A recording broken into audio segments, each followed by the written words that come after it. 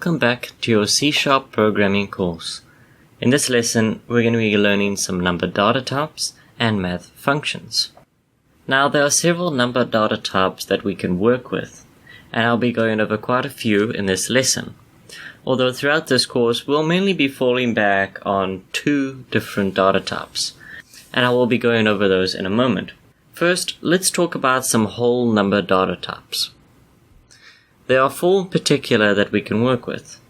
The first whole number data type is the byte data type, which has a range of 0 to 255, inclusive of those numbers. Next, we have the short data type, which has over -32,000 to 32,000 as its range. And the most common one we'll be working with is int, short for integer, which has a range of -2.1 billion to +2.1 billion.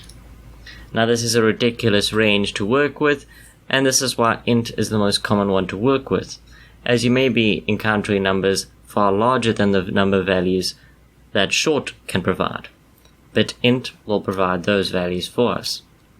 And if we want to go even further than that, we can use long. Now, as long as the numbers that you're working with fit the ranges of these data types, you can create a variable using any of them and your program will work as long as those ranges are not exceeded. And these are only the whole number data types that we're going to be working with. We also have decimal types. For example, 5.6 or -12.8. But these are only a whole number data types. What about decimal numbers, such as 5.8 or -12.7? Well, we make use of the double data type. When we want to be more precise with your values, we would use a double, especially if you're taking into account mathematical functions that will require precise numbers, such as taking the value of pi and giving it to a variable so we can use it in our program. We'll mainly be using double and integer throughout this course, but if we wanted to be more precise, we'll also include long.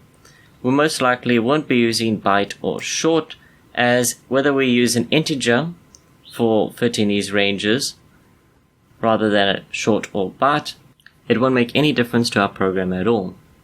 That being said, we can create our variables the same way we created the text variables in the previous lesson, such as int, num_int, and this time we give it a value of, let's say, 50. Note, nothing is encapsulating this number. Numbers can be left on their own, whereas text must be encapsulated in quotation marks or double quotation marks. And just like before, we can make these variables constant. With that said, those are some number data types. Now we can work with some functions. So I'm going to create an output line here. In the previous lesson, we learned that you can add text onto other text and it would read much like a sentence by using the additional operator. However, when it comes to working with number data types, you'll find that if we make use of our mathematical functions, like so, they work with each other and add to each other.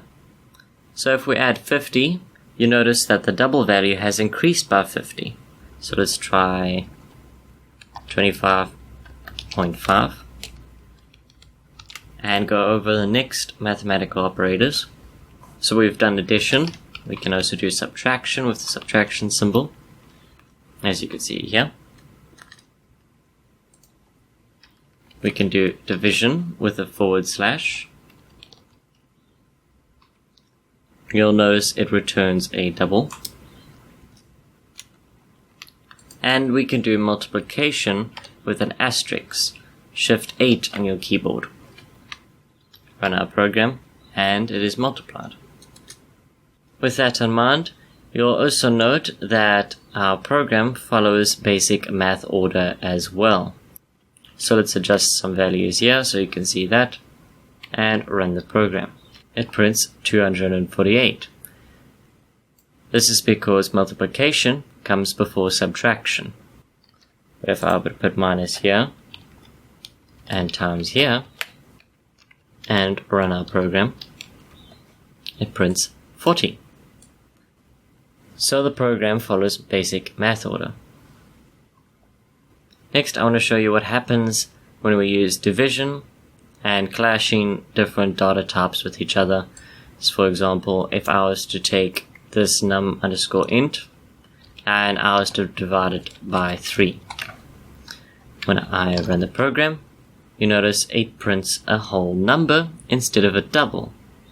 This is because if a double is not involved in this math function, then it will always output what is the basic value, which is an integer value here, a whole number value. So it'll divide 50 by 3 and output 16. But if we were to make num_int a double instead of an integer and run our program, you see it prints out a decimal value, like so. So if you want to be more precise with the values in your program, you'll be using double more than integer. Of course, it doesn't hurt to use integers where necessary, and in some cases, it may be perfectly apt to use an integer over a double. With that said, this lesson has come to an end. Be sure to complete the exercise for this section before moving on in the course. In the next video, I'll introduce you to one more data type, and also show you how to convert one data type into another.